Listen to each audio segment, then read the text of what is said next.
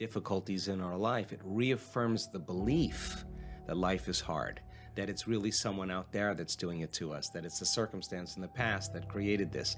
Okay, let's take away the person. So let's erase your past. Now, what are you going to do now? You still got to do something, right? You're still alive. And I say we already know how to do this. We already know how to do this. We're wired to be creators. We're wired to do this. The thing that stops us, for the most part, in doing it is really the hormones of stress, because living in stress constantly is living in survival, and living in survival is living in emergency. In an emergency, it's not a time to create. In an emergency, it's not a time to open your heart. It's not a time to learn. It's not even a time to sit still. So most people then that are living in stress and living in survival, they can't believe in a future yet because it's not a time to create. So getting people to that point where they make up their mind, and they make up their mind enough to begin to think, there's got to be a better way. There's got to be something else. That awakening process typically happens when people reach their lowest denominator.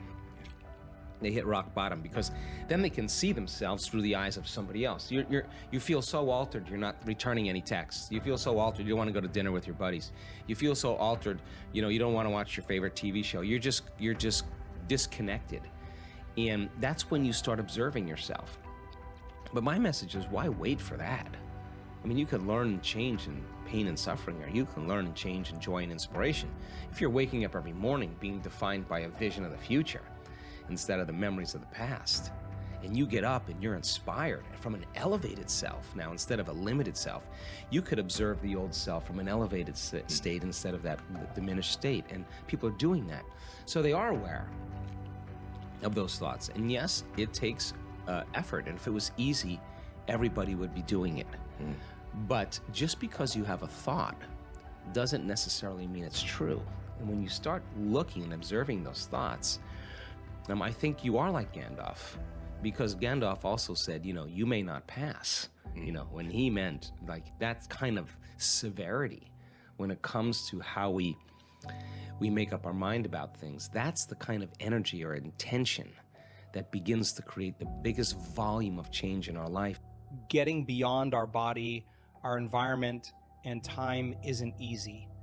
But it's worth it, because once we disconnect from three-dimensional reality, we enter a whole other reality called the quantum, the realm of infinite possibility. Describing this reality is a bit challenging because it's unlike anything we are familiar with in the physical universe. The rules of Newtonian physics, the way we are used to thinking the world works, simply don't apply. The quantum, or unified, field is an invisible field of energy and information, or you could say field of intelligence or consciousness, that exists beyond space and time. Nothing physical or material exists there. It's beyond anything you can perceive with your senses. This unified field of energy and information is what governs all laws of nature.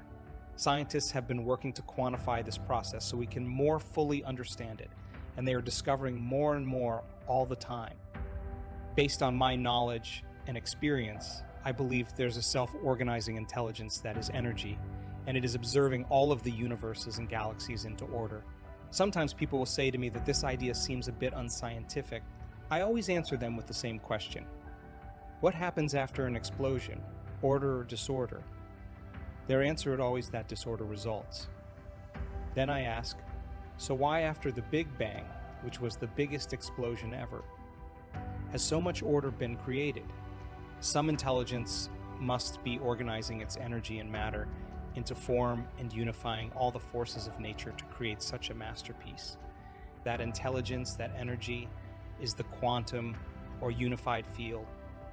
To give you some idea of what this field is like, imagine taking away all the people and bodies on Earth, all the animals and plants and physical objects, both natural and man-made, all the continents, the oceans, and even the Earth itself. Imagine you could then take away all the planets and moons and stars in our solar system, including our sun. And then imagine taking away all the other solar systems in our galaxy and then all the galaxies in the universe. There's no air, and there isn't even any light that you can see with your eyes. There's just absolute blackness, the void, the 0 point field. It's important to remember this because When you, as a consciousness in the present moment, unfold into the unified field, you will be in an infinite black space, void of anything physical. Now imagine that not only do you not see anything here, but because you enter into this realm without a physical body, you also have no sight with which to see, nor do you have the capacity to hear, feel, smell, or taste. You have no senses here at all. The only way you can exist in the quantum is as an awareness. Or better said, the only way you can experience this realm is with your awareness, not your senses. And since consciousness is awareness, and awareness is paying attention and noticing, once you are beyond the world of the senses, when you pay attention to the energy of the quantum field, your consciousness is connecting to greater levels of frequency and information. Yet, as strange as this may sound, the quantum field is not empty. It's an infinite field filled with frequency or as an awareness. Or better said, the only way you can experience this realm is with your awareness, not your senses. And since consciousness is awareness, and awareness is paying attention and noticing, once you are beyond the world of the senses, when you pay attention to the energy of the quantum field, your consciousness is connecting to greater levels of frequency and information. Yet, as strange as this may sound, the quantum field is not empty. It's an infinite field filled with frequency or energy, and all frequency carries information. So think of the quantum field as being filled with infinite amounts of energy vibrating beyond the physical world of matter and beyond our senses. Invisible waves of energy available for us to use in creation. What exactly can we create with all this energy swimming in an infinite sea of potentials? That's up to us because, in short, the quantum field is the state in which all possibilities exist. And as I just said, when we find ourselves in the quantum universe, we exist simply as an awareness or as a consciousness, specifically an awareness that is paying attention to or observing a field of infinite possibilities existing within an even greater conscious, vast space as an awareness.